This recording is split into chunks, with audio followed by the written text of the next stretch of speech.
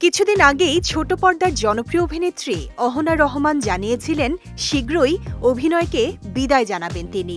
তবে অভিনয় ছাড়ার কারণ খোলাসা না করলেও এরপরেই ওমরা পালন করতে দেখা মেলে এই অভিনেত্রীর।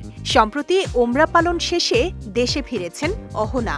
এরপর একটি অ্যাওয়ার্ড অনুষ্ঠানে হাজির হয়েছিলেন তিনি, যেখানে সাংবাদিকদের মুখোমুখি হয়ে বিভিন্ন প্রশ্নের জবাব দিয়েছেন অভিনেত্রী।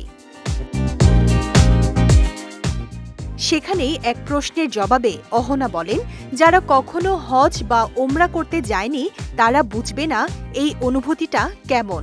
অহনা জানালেন, মানসিক প্রশান্তির জন্য তিনি আবারও সৌদিতে যেতে চান। অভিনেত্রীর ভাষ্য, আমি আবারও ওমরাতে যেতে চাই, এবারও হয়তো যাব, কারণ আমার অনেক ভালো লেগেছে।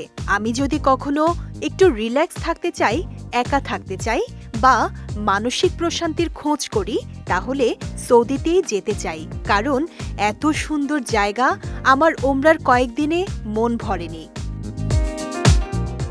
এর আগে জানুয়ারি মাসে ফেসবুকে ওমরা পালনের ছবি পোস্ট করেন অহনা রহমান। ছবিতে দেখা যায় কাবা ঘরের সামনে দাঁড়িয়ে আছেন তিনি। এরপর আল্লাহর প্রতি কৃতজ্ঞতা জানিয়ে এক দীর্ঘ স্ট্যাটাস দেন এই অভিনেত্রী।